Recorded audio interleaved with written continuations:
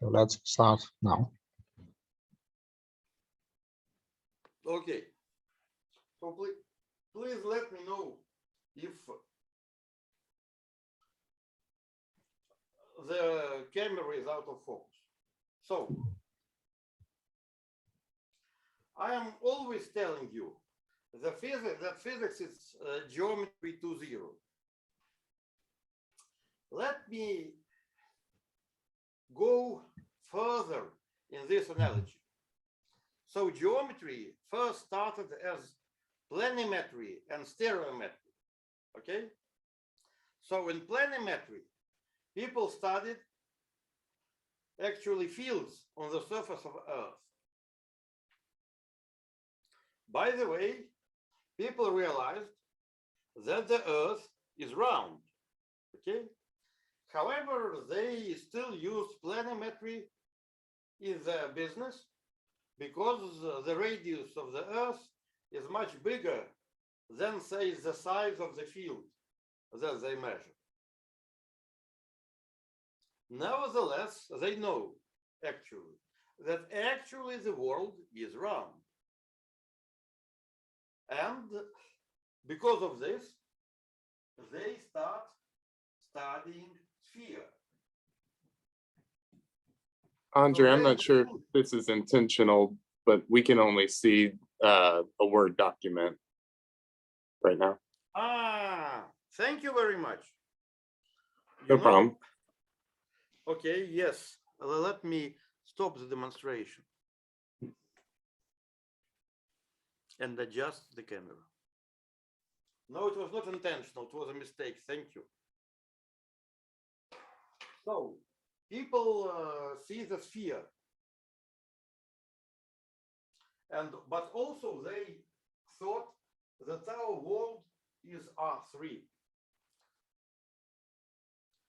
So I don't know why it took so long to realize that our world could also be more complicated. They knew this example with the field on a sphere. So Gauss actually thought about it. And later on, not only Gauss thought about it, there was Desargues, who was invented projective spaces. In geometry, they started to think of something more complicated. So they went to not Euclidean geometry. So surprisingly for me, they went through axioms of parallel lines. While they could think, it is much easier to understand that the world would be S3. So actually, the main problem here is that S3 is embedded in R4. Okay? But people did not consider R4 as a geometry. So the first person who realized that there could be extra dimension was, of course, Grafman. And he was not understood. So after people did so, they started studying different surfaces in Rn, manifolds in Rn. And at that moment, geometry was like this. So people called it external geometry.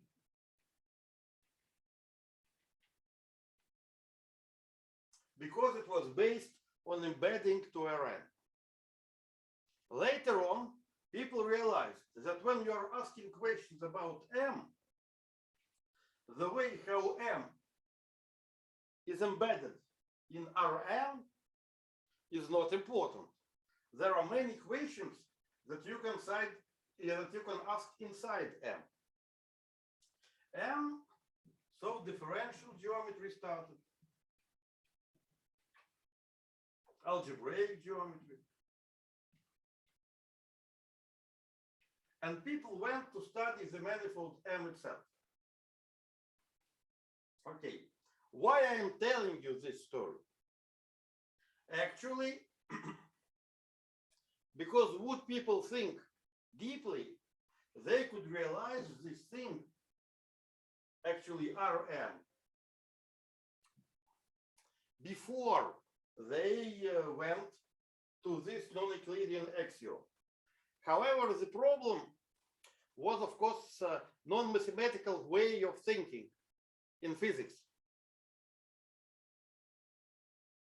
Now I'll show that development of physics follow this line. So I'll explain what is external physics and what is internal physics. Of course, external physics is easier because we can easily imagine. Actually, I started the issue of external physics last time, when I described models. So last time I described the following model. We have a curve. Let it be smooth for the moment. And we have just particles here. Let us consider one part. So this curve is embedded in R2. So this is the model. This is actually embedding of the physical system into Newtonian system that lives in R2.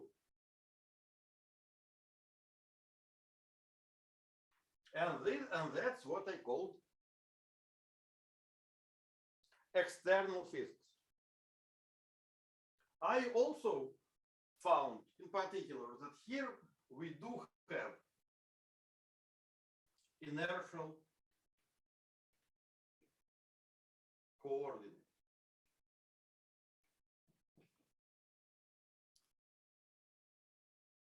It is the length along the curve.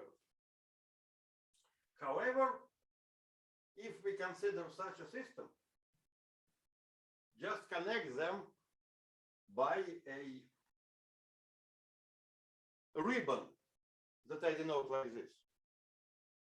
It is, of course, physics embedded into the standard physics.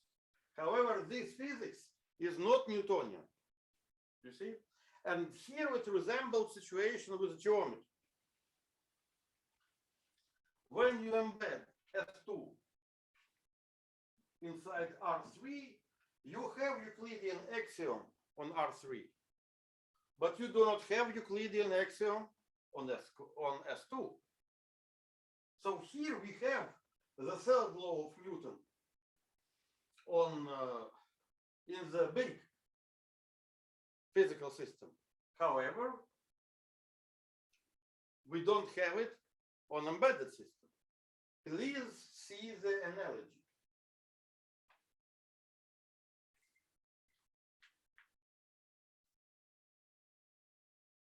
And of course, we can consider different embeddings.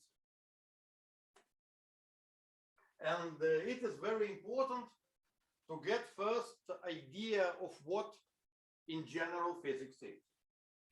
Once again, I'm telling you that physics is geometry 2.0, new reincarnation of geometry. Last time, I asked you the following question.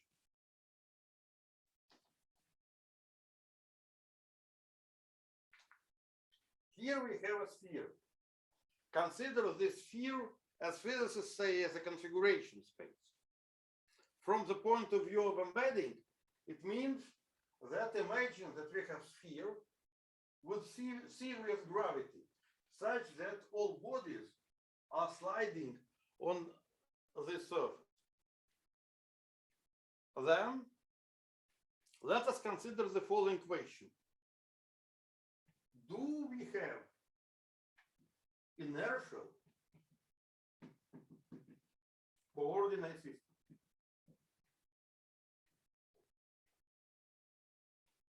And if we do, what is it?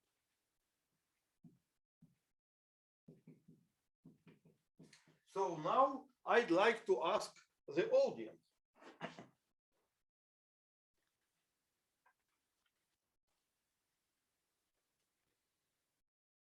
So, since we are doing this in the form of dialogue, let me ask the audience, what do you think? Do we have inertial coordinates on the sphere or not? But first of all, is the question clear?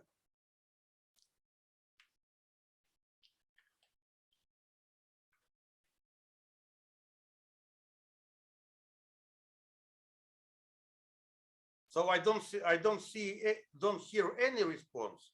So maybe you are shy and want to answer on the chat. So may I ask everybody, just to guess, do we have inertial coordinates for a motion of a point on the sphere or not? Okay, thank you, Tim. I really invent everybody to answer. I actually need your response to make the lectures better.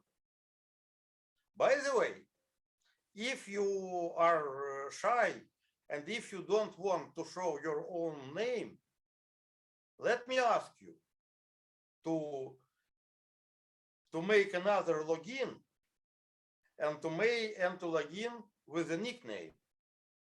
So nobody, okay. Now I'll have two answers from the West. By the way, I don't understand why East, Great East, is silent. I need to know why you are not responding. So would I see your faces, I would know it. But then please write me why you are silent. I asked, please guess. Do we have inertial system on a sphere or not? What do you think? Oh, okay. I think exponential coordinates would work. Which coordinates? Exponential coordinates. Okay. So what are, okay. Now already we have, first of all, I think your name is Wang-Jie. So are you from China or from other place?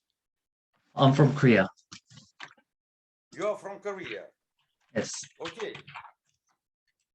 Thank you.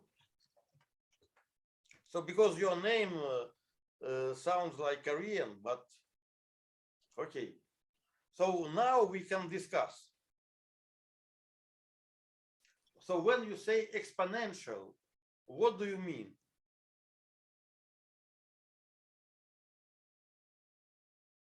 Okay, maybe, so do you mean that we exponentiate to vector fields or what?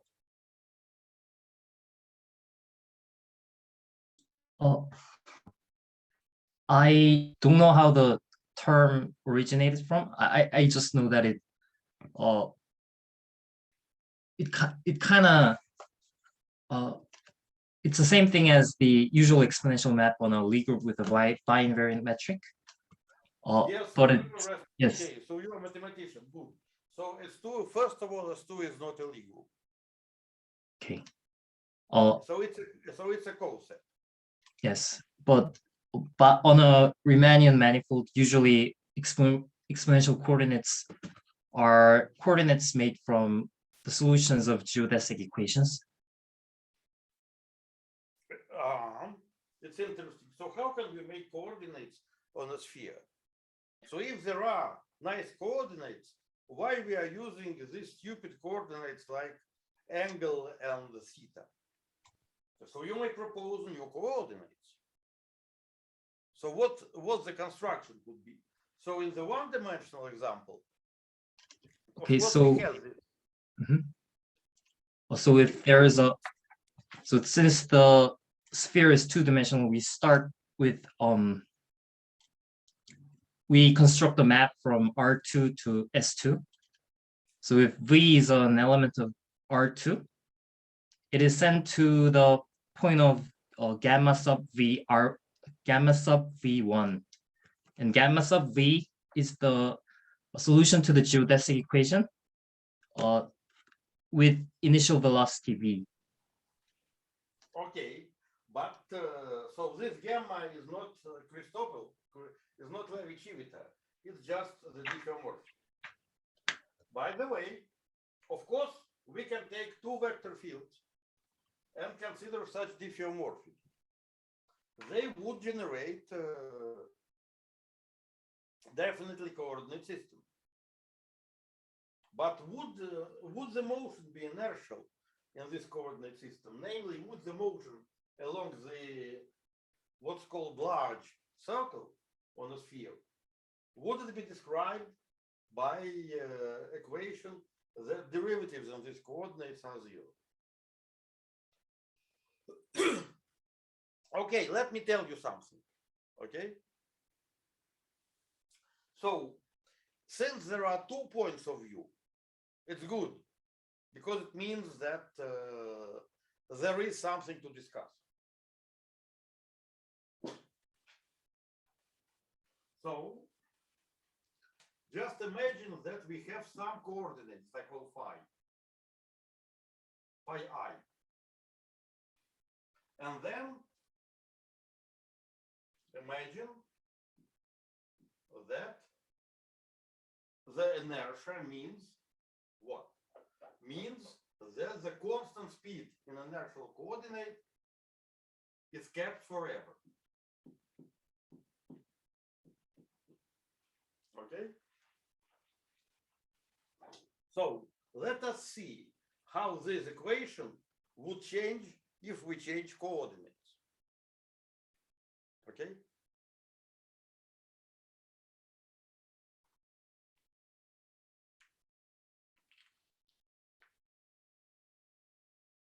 So if you make a change of coordinates,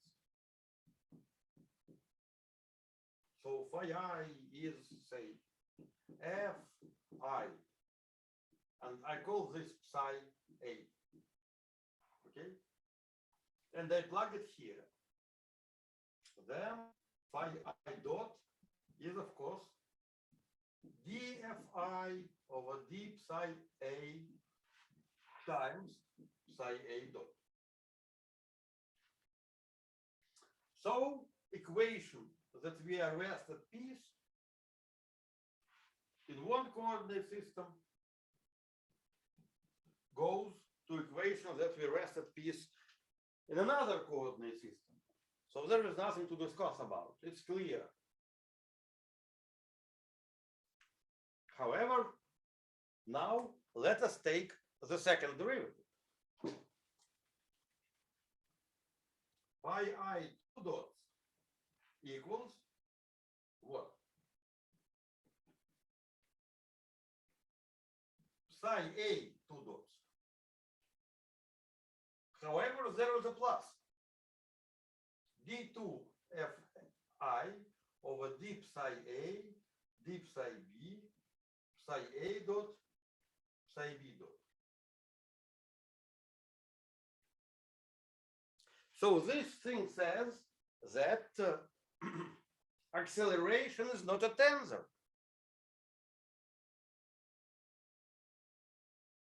So it is the first thing that you should think about or ask if you are doing classical mechanics. Since in general, we don't have distinguished coordinates, we should try to choose some system of coordinates and see what's going on. So equation phi 2 dots I, unfortunately, has no meaning. We cannot say that phi I 2 dots equal to 0 because it depends on the coordinate system. So the question is, how can we write something similar? So by the way, do you know which quantity has this transformation law?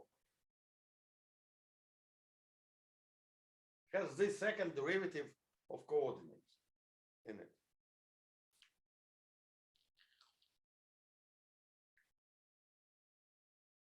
It's interesting that it is a connection. So if you consider symmetric connection, say Levi-Civita connection, for example, then Levi-Civita connection transforms as a tensor plus second derivative of coordinate transformation.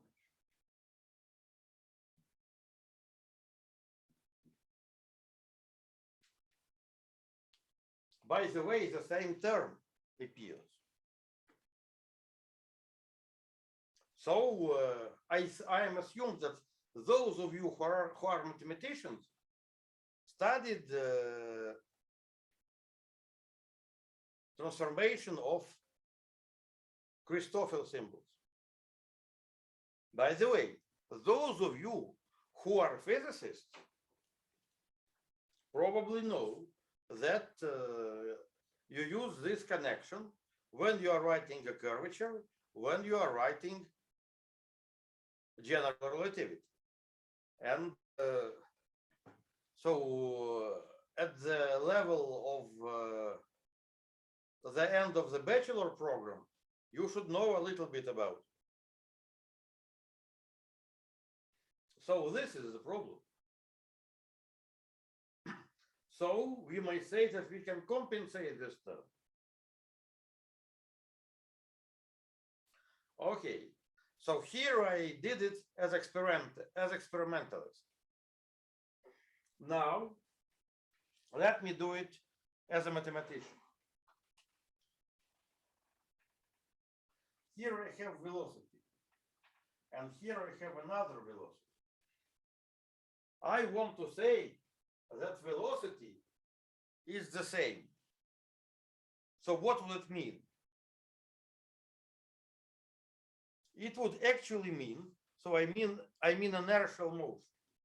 I mean that we need to take this vector and transport it here.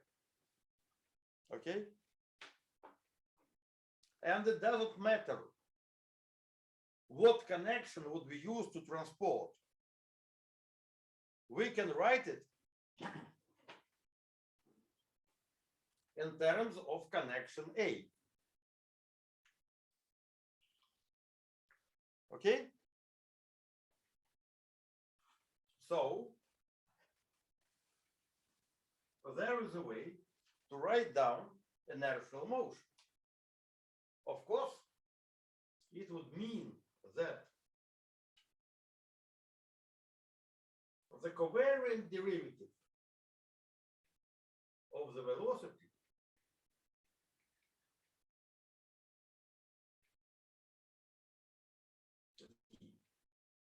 is 0. And what does it mean to have a velocity dt? We are writing down induced connection on the line.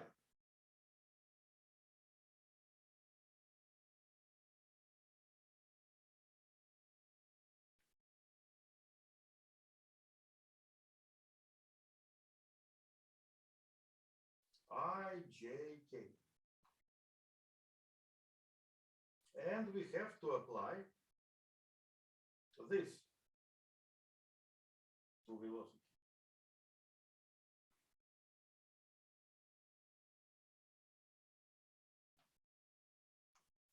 So at least the format of the first law of Newton should be like this, where A is some connection. Okay.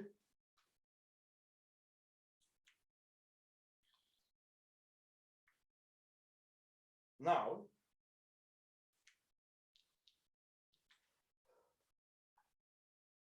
the question is, what is this connection? And could we put this connection to zero in some inertial coordinates? And of course, the answer is that there is an abstraction to do this. Abstraction to put A to zero is, of course, the curvature of this connection.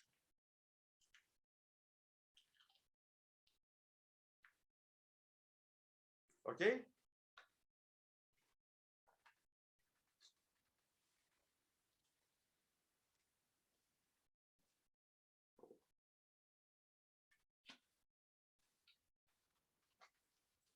Now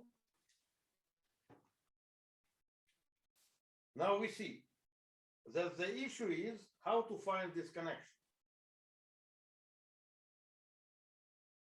Actually, we can understand this connection if we consider the law of conservation of energy. So what is the energy of the particle? Kinetic energy it is mv squared over 2 in embedding space. But we should write it as m over 2 gij x dot I x dot g. Okay. So when you say that the square of velocity is not changing, it means that the moduli, you see, the moduli of the length of the velocity is not changing. So the length of velocity square it's exactly kinetic energy.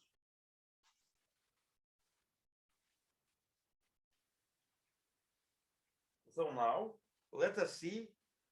So this is constant. Now let us try to get something like equation for acceleration. So let me put this equation. I am writing it in physical terms, in physics.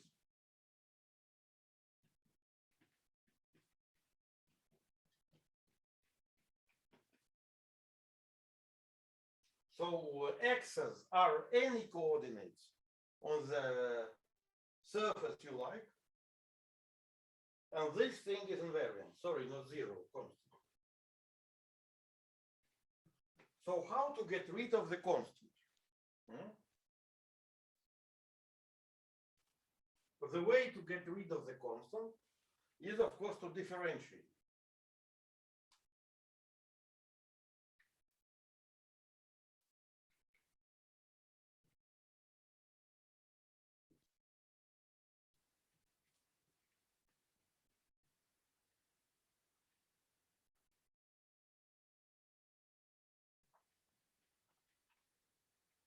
Plus another term, derivative of g.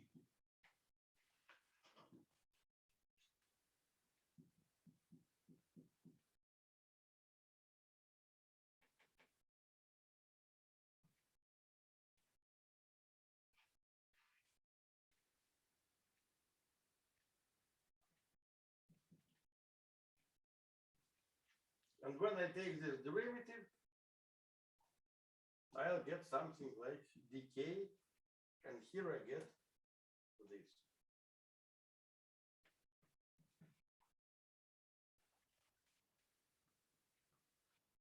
Interesting. So from the conservation of energy, I see that acceleration is not constant, but it's related to the derivative of the metric. Okay. Already from this, I may guess that here, the connection here is actually Levi-Civita connection.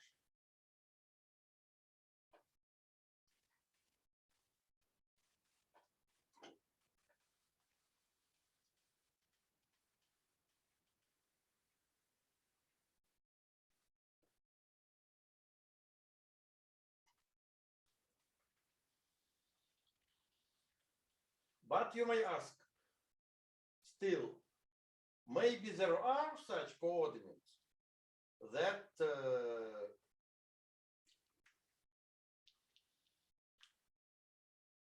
that I will have zero acceleration. So here I explained you a conjecture that this connection is Levi-Civita connection.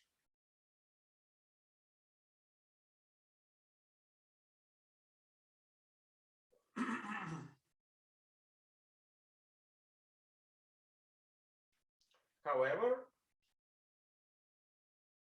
I can do better.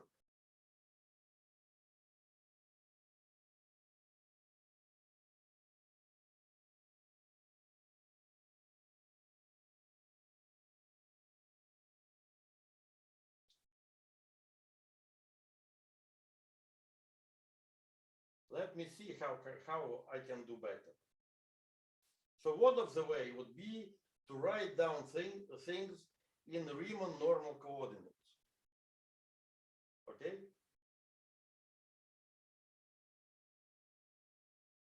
So when I write down things in Riemann normal coordinates,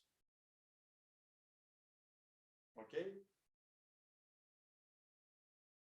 So Riemann normal coordinates, x normal, are such that the metric written in x normal is like delta ij, okay, with the lower index, delta ij plus xk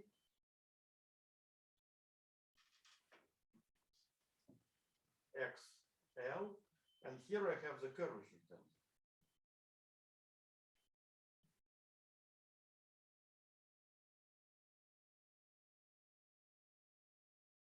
Okay.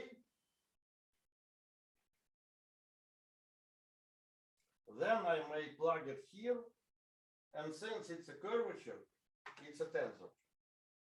And I would see that if there is a curvature, I cannot move with constant speed.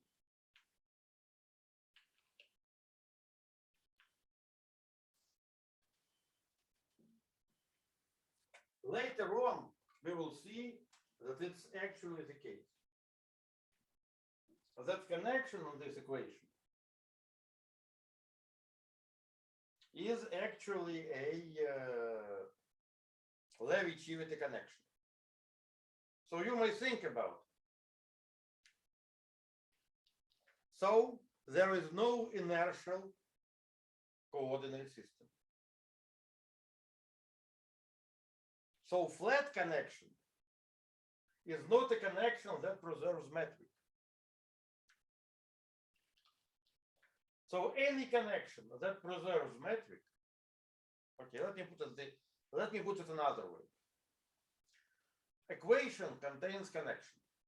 It is just the structure of equation. Without connection, it's meaningless. Since connection preserves metric, it is a constraint on connection. Okay. These were kind of hand-waving arguments. You may work out to see, you may try to work out better arguments. You may say that there are arguments from topology. And arguments from topology would tell you that if you have Riemann normal coordinates, then your manifold should be a torus. in this case, two-dimensional torus. Because if you have constant speed and you are working in normal coordinates, then you are covering your space by these normal coordinates, and it is clear that they should transform only by shifts. But general manifold doesn't have a topology of a torus. Okay, so there are many arguments why it is not true. So this is a failure of the inertia law in its naive form. I intentionally leave it this way without final derivation, and you know why? Because I actually want to start you to think about it, how it works, and what is the easiest way to prove that there is no inertial coordinate system on a sphere. So let me still do it as a homework.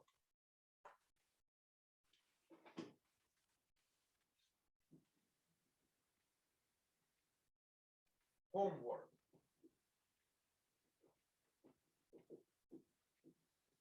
By knowing the motions on a sphere, prove non-existence of inertial coordinates. You see, it is clear what the motion is, but how to prove that there are no inertial coordinates? I gave you some arguments. I actually want you to do this homework and to send me the proofs that you have. And I'll give a credit to the person who sends the best proof. Okay? Is it clear what I am asking? Please give me some reply. I understand that you don't want to show up your face. Just say, yes, it's clear, or no, the question is not clear enough.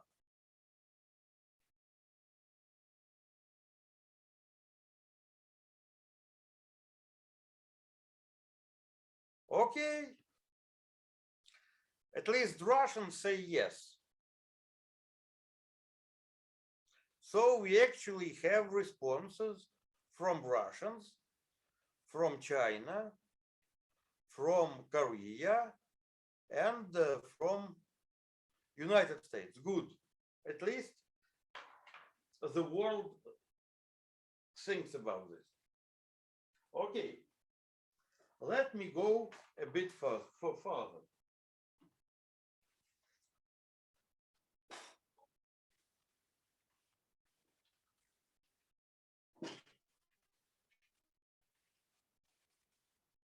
Let me come to the work of Newton, who said that he is studying a body. By the way, I will put the Principia of Mechanics in Russian on my site, and please find the English version of this work of Newton. Okay. Okay. In any way, if you look at this fundamental work of Newton in English translation, or in Russian translation, or in translation to your favorite language, like Korean or Chinese, you would read there that Newton actually considers rotation as inertial motion. So you may ask, what he is doing? He was not describing angles. So he is just writing his feeling that this rotation is also inertial movement. A bit later, we see that the body solid body that could not be deformed. It's called rigid body. Could be described by 6 coordinates in R3. Say 3 position of center of mass and 3 orientation.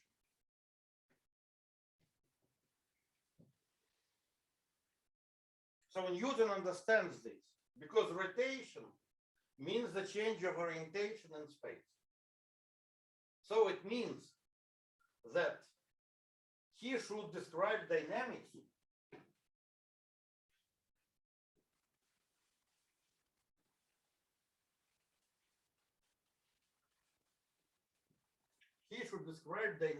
in the space that is R3 times, SO3. So pure mathematician would say that not SO3, but actually SO3 torso. Okay?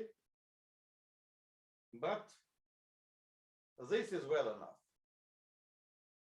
If you consider one of orientation as preferred, then it's like SO3, like R3. Actually, the position of center of mass is not R3, but R3 torso. What does it mean? There is no preferred zero at coordinates. However, this configuration of the body is actually this. Interestingly, in the Newtonian time, people had no idea what the group is and how to describe SO3. Okay? So later on, Euler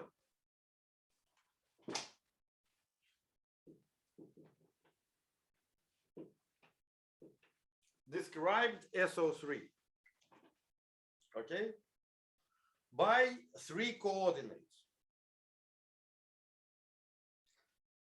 Tangency, I think it's called decline, and rotation. 3 crazy coordinates.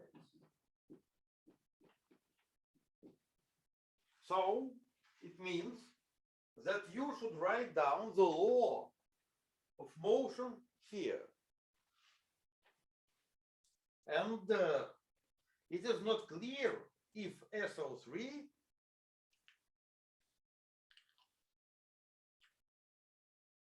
have inertial coordinates. So it's not clear what Newton wrote about inertia. You see? So when you study physics at school, didn't you realize this?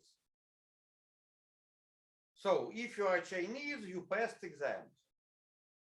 I know that you need to get up to 100 score in physics. I think in Korea situation is the same. Am I right? Wonje, if I properly call your name. Oh, can you say the question one more time, please? Okay. My question is, you studied physics at school, right? Yes. Then you passed exams Yes. in physics. Yes. Because in your country and in China, you have to pass physics even if you want to be a pure mathematician. And you need to get the highest score. So you had to study physics. Then in physics, you may ask your teacher, what happens with this rotational motion? How to describe it? So why didn't your teacher told you about. Why didn't you have problems in your exam about? And finally, what is SO3 geometrical? So do you know what is the manifold corresponding to SO3?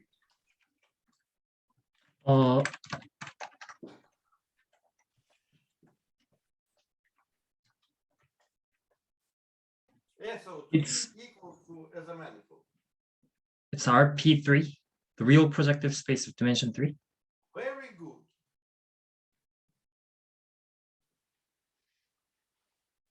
So, do you know how to understand that SO3 equals to RP3 without writing formulas for, say, SU2 and its factor? We know that all rotations are in 3 dimensions, are rotation along some axis on some angle. So how to see RP3 here?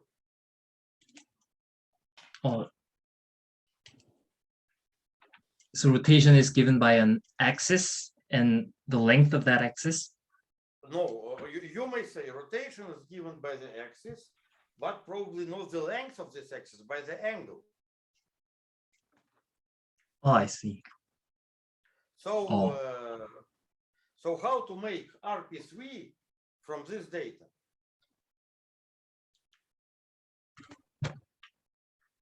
You see, it's the most fundamental question in mechanics,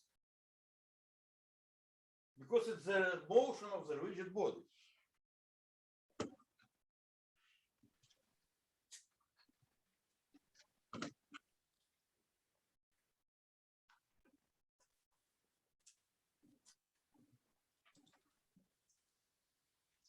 So if you cannot give immediate answer, I mean that there are many people in the audience who don't know this.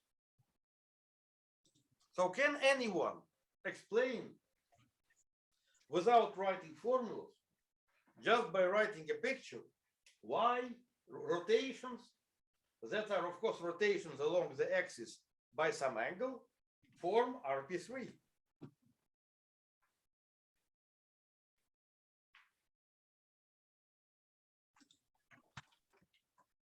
You see, this has to be taught at universities or at school, okay, it depends. At least at universities.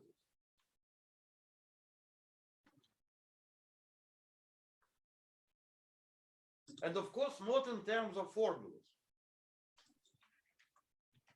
We can explain it in terms of, because these phenomena that rotations form RP3 is fundamental in understanding what spinors are.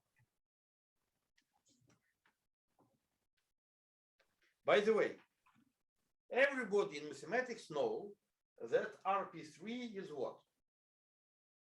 Is S3 over Z2. Okay? So let us see. Do we know that RP3 is S3 over Z2? So first of all, how do we know this? Without formulas.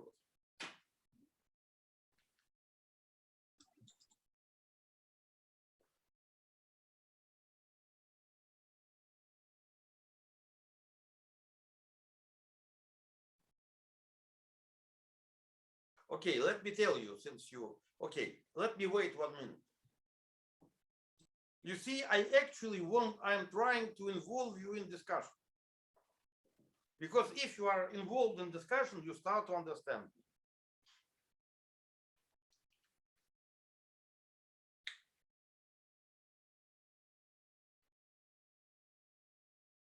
So who knows why RP3 is a 3 over Z2, how to draw a picture that explains this?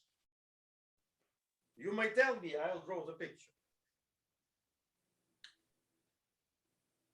It's been a while, but I think the answer is that you consider a 3-dimensional ball. and Dimensional you ball. Okay. Let us consider three-dimensional ball. Good.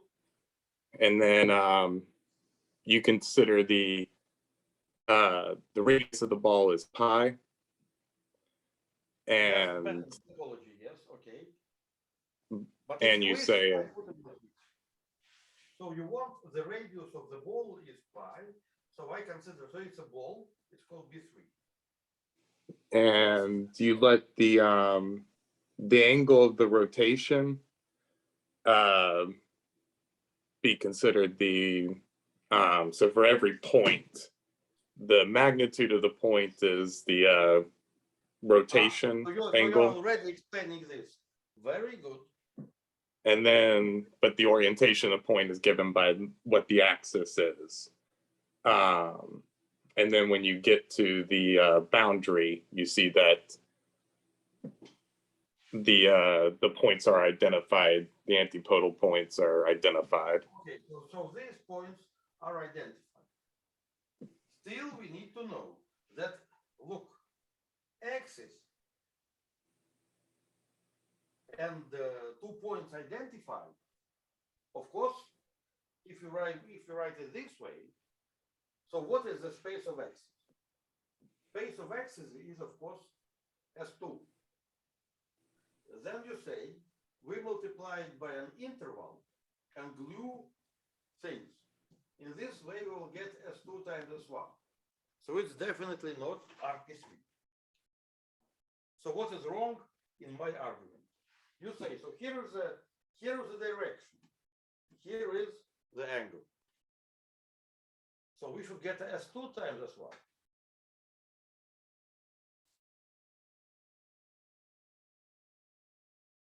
I'm intentionally giving you the wrong argument. So you may improve your picture. But you said axis, angle, right? No, and I might not be wholly correct on this, but for every point in B3, you say so every element of SO3 can be written as a rotation around some axis.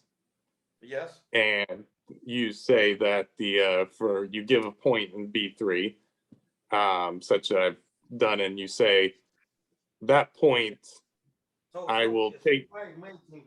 So here is the axis and here is the angle.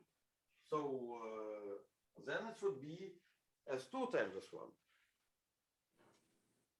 So given an axis, it's a point on S2. Given an angle, it's S1. Well, that's the idea. The angle controls the magnitude of the, yes, so. Idea is perfect, but I want to point out that if you think about topology in this way, you will get S2 times S1. Oh, okay. So there is something missing in the picture, but the first step is correct. You just need to explain why it's not S2 times S1.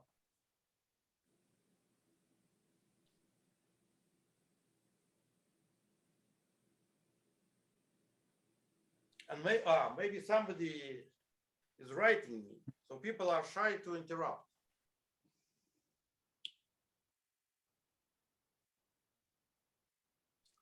So Tim says that the axis should not be oriented. You see?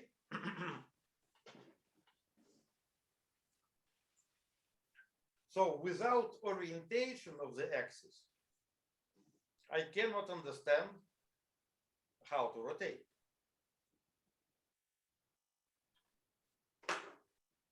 Suppose I have an axis, so I'm answering to Tim. How should I rotate, this way or that way? Tim, is it clear why you need to keep the orientation of the axis?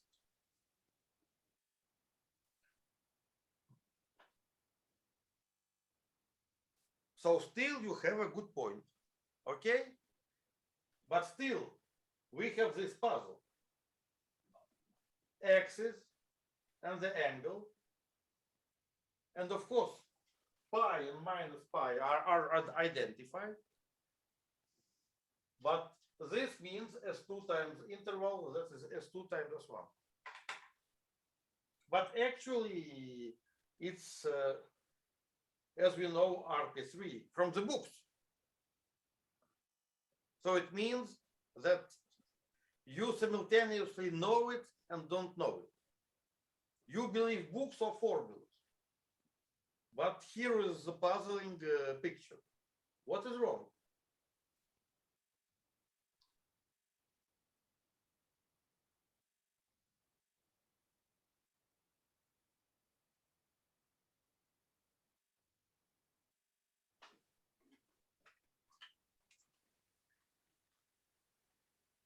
Okay, before you are, so while you are thinking, I want to say that my style of teaching is a bit like style of teaching Kung Fu or Karate or anything else in the East. So when the teacher, sensei, is teaching Kung Fu or something like this, or Taekwondo, whatever, he is not just giving lectures. There is tatami, and a student can and should go to tatami, and teacher should show why his style is better than the style of the student, and student has a right to win over the teacher. Okay, so in this way, when we are discussing, you have a good chance to beat the teacher. And you are very welcome to do this. So when we are do this discussion, we are equal on the same tatami. So that's why I call this style of teaching Eastern. Okay? Do you understand this?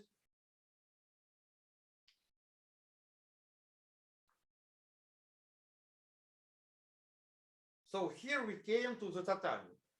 So I am very grateful to Justin that he came up, not just sitting around.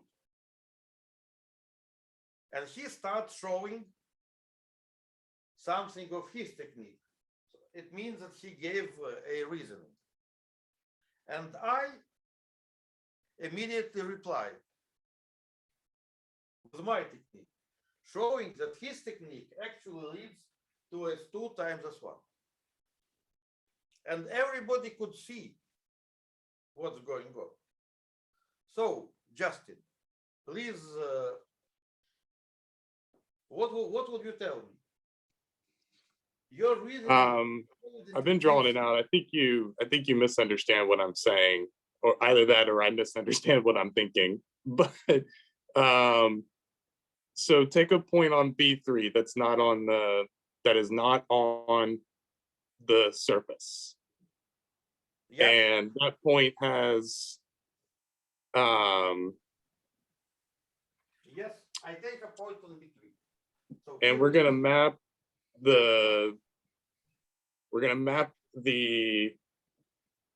that point to SO3 in this way. We're gonna say the magnitude of yes, that exactly. is going to be the angle. Exactly. This is the angle. So what is the topology? Topology looks like the space of all axes times the space of angles. So S2 times S1. What is wrong in this consideration?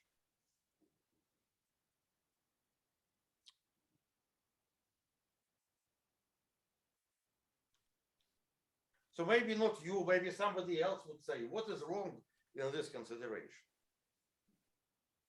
Oh, surely I made a mistake. but you have to understand this mistake.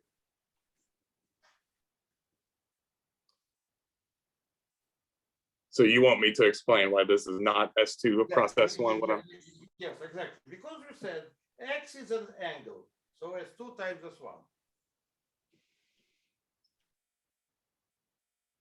So when you'll find mistake in my consideration, not only you, but other people will say, ah, that's why it works this way.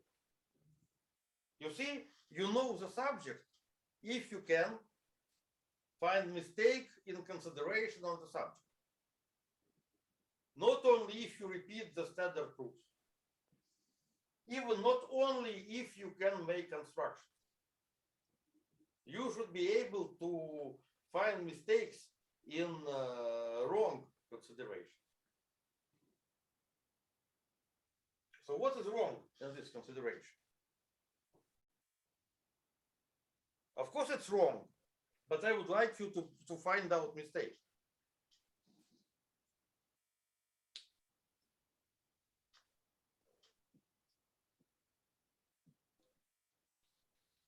Once again, S2 is the space of oriented axes. S1 is the space of angles.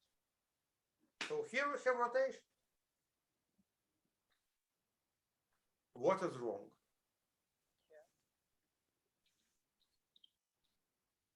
Well, with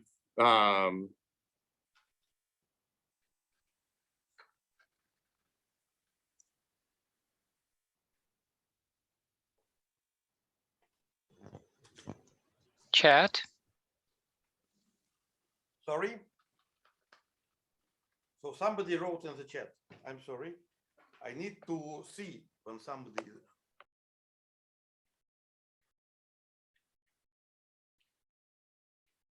So Tim writes, not only the antipodal points on the sphere should be identified, but what else should be identified?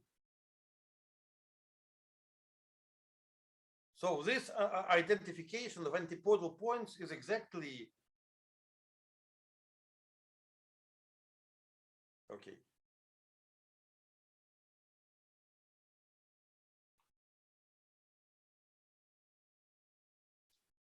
Okay, so what should be identified?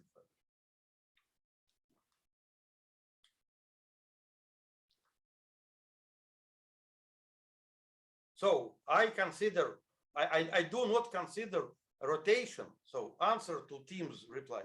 I am not considering rotation on the negative angle. I consider rotation only on positive angle. That goes from 0 to 2 pi.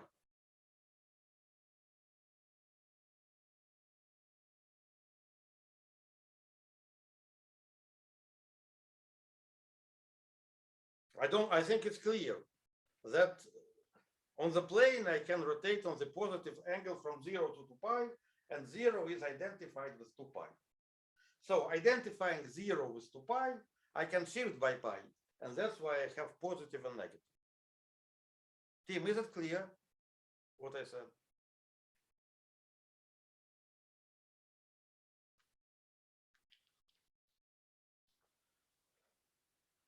That when you study rotations at school, you either say that you have rotation from 0 to 2 pi, or you say you have rotation between 0 and pi, or between 0 and minus pi.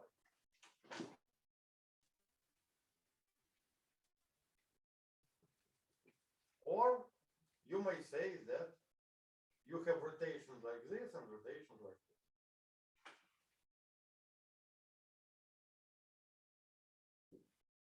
So what is wrong in this nice reasoning?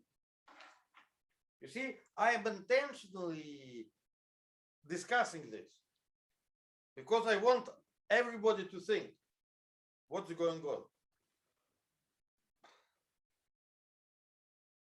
By the way, this style of presentation in Western culture was popular in Greece they always say that presentation of the idea is a dialogue. But it's hard to have a discussion with yourself.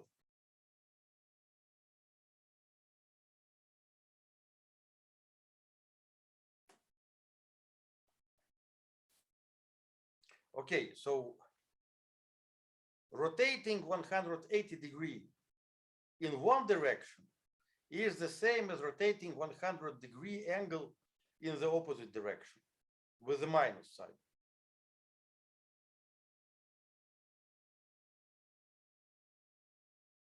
Okay, so let us see. So how do we actually rotate?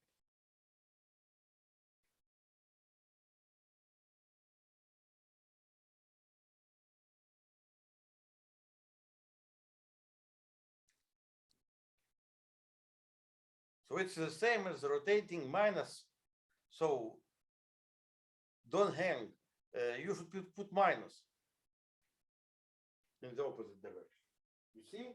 Consider the plane. Rotating by 180 degrees takes this vector here, and rotating this way also brings us here. But these directions are opposite. You see, I reduced the stuff to the point. So if point is oriented plus, then I have rotation counterclockwise. If point is oriented minus, I have rotation clockwise. So then you may ask, when do these two rotations give the same thing? Only when you have 180 in one case. Okay, yes, you may say 180 in opposite direction. Okay.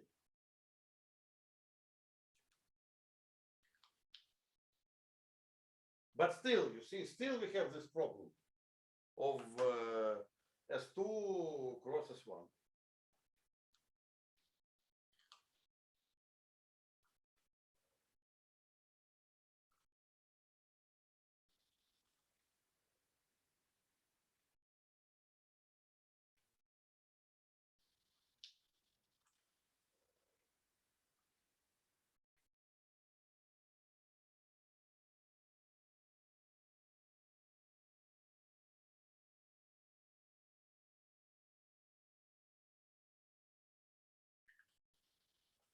Maybe you are right, by the way.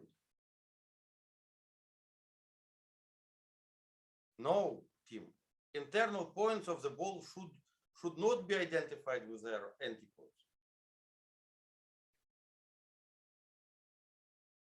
Because it's true only for 100 degrees. Just think a bit.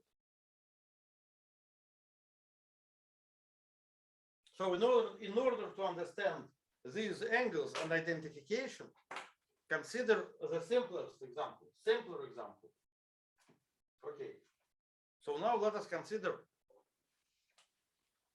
SO2. Okay.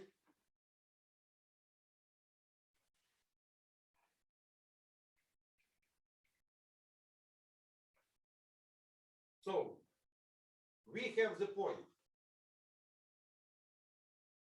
So the point could have orientations +1 or -1. So point orientated for +1. It gives you rotation like this. So point oriented by -1 gives you rotations like this. So all rotations are combined if I identify pi here and pi here. And that is exactly as identification of the opposite points. Tim, is it clear why internal points should not be identified?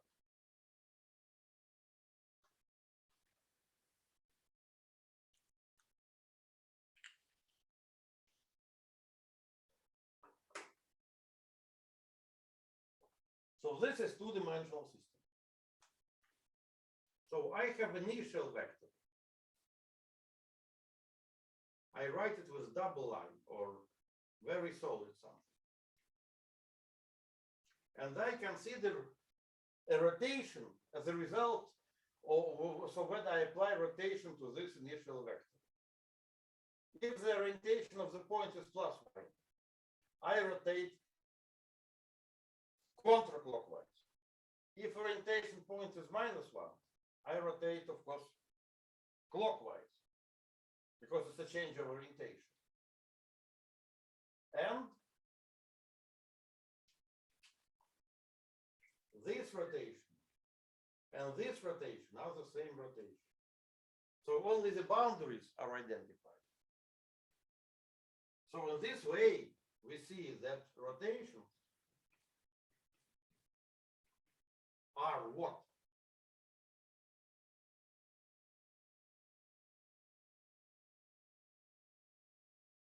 So let us study this example.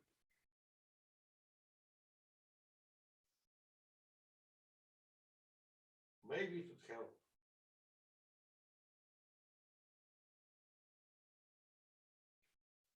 So these rotations form an interval like this. These rotations also form an interval like this. And now we are starting identifying points. This one and this one. So that's why we get S1. You see, the name of my course is something, ideas and surprises in simplest examples. So here I give you a surprise.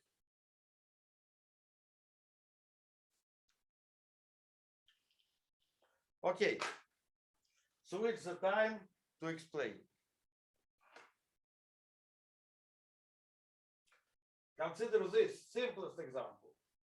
Of course, we identify pi with one orientation and then with pi in another orientation. But what we are identifying here? What do we identify here?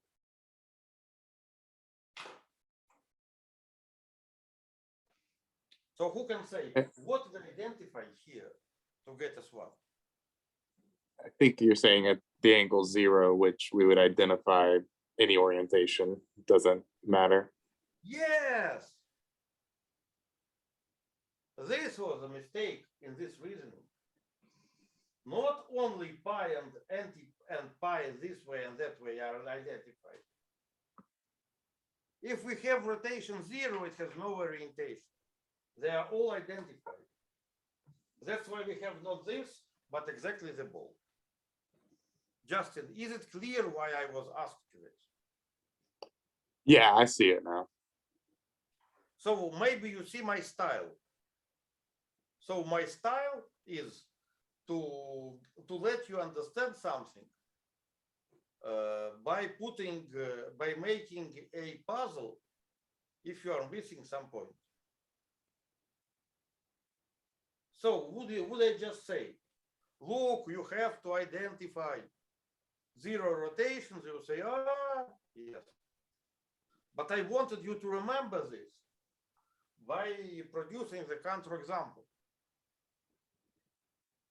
So it is a style of teaching when you are putting things to a puzzle, okay? So when it's a puzzle, you'll better remember what's going on. Yes, this is why RP3 is actually a ball. By the way, why at the same time RP3 is S3 over Z2?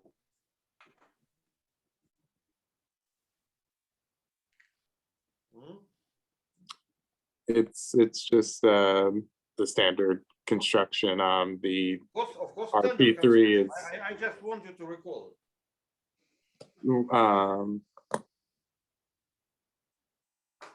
I mean, yeah, RP3 is street mod Z2. I wouldn't know. I'm not sure. Okay, what do you mean? I mean the following: that RP3 is the space of lines. Where? RP3 is a space of lines in R4, right?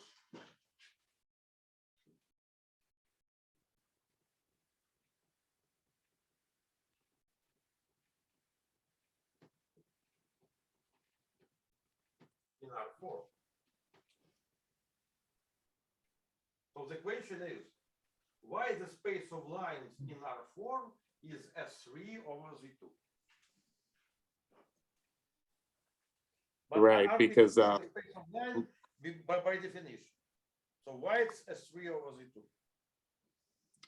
if I remember correctly, the space of lines is R4 mod 0, then you identify all the lines, so you can just sort of that's homotopy equivalent to S3. So what do you identify? The lines, and so a line crosses through S3 twice at antipodal points. Okay, so you say something like this. So suppose you have the line, and here is S3. So the line corresponds to 2 points, not to 1 point.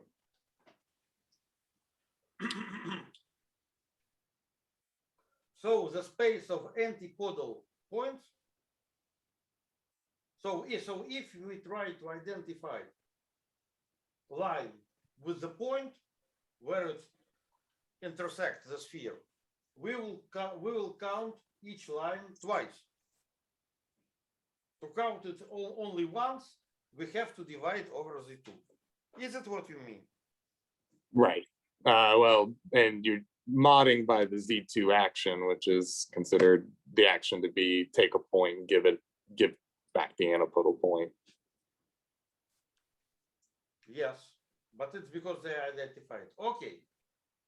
So it's interesting. So at this moment, we realized what the space of rotation is. But so since education is basically the same, I don't know. So, and people are studying theoretical mechanics with rotation. I don't know. Did teachers tell you this? So in my course on theoretical mechanics, nobody was teaching me like this. In my course on theoretical mechanics, there is some kind of geometry where they were teaching about projective spaces. Just projective spaces. And there was another course on theoretical mechanics where they was teaching the Euler angles. Okay? And nobody was teaching me this. That's why I assume that the same happens in other universities. Because people are basically copying the programs from each other. Because mostly mechanics is taught by, you see this, theoretical, it's called theoretical mechanics, by people who are mediocres, not to work, not smart enough to work in, say, derived algebraic geometry or higher category theory or something like this. They're teaching mechanics, so they're teaching it in bad way. If they are teaching it like this, they're teaching it properly. If they are not teaching it like this, sorry, they're bad teachers of mechanics. So Newton had to say, but he didn't know it,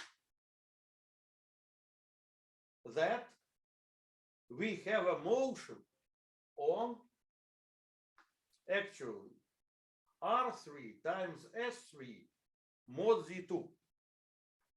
Okay? And as we discussed right now, the motion on Z2, on S3, you don't have an inertial system. So we can put all together and see that the inertial motion in Newtonian sense has no meaning.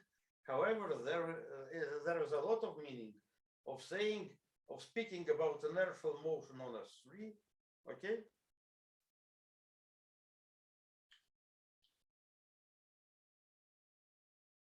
And difference, but then you may say, look, there are different bodies that rotate differently. Like this bottle rotates in one way, and this is spherically symmetric.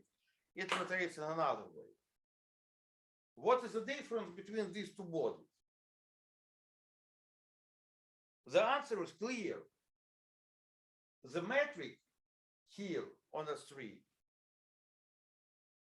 should not be round by definition.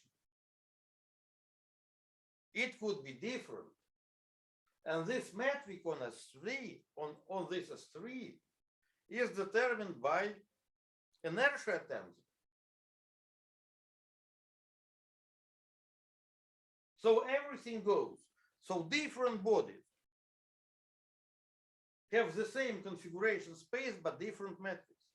Okay, I need, at this moment, I think we need to have a break. I wanted to make break earlier, but I actually wanted you to be involved in this discussion. Is it clear? So how do you think? Was this helpful? Was this discussion useful? Please write in chat. Was it useful or not? If it would be if it is useful, I will spend any amount of time making such discussions. If you vote that it is not useful and I should go along the program 1, 2, 3, 4, I will take this style. Please write me.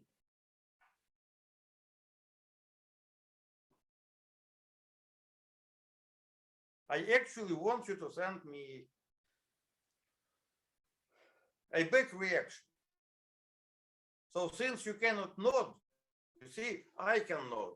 Was it useful? I say, or was it useful? You say, but you are not showing your faces. You're right. Then please write it in comment, in chat. Okay? And now we have a 5 minutes break.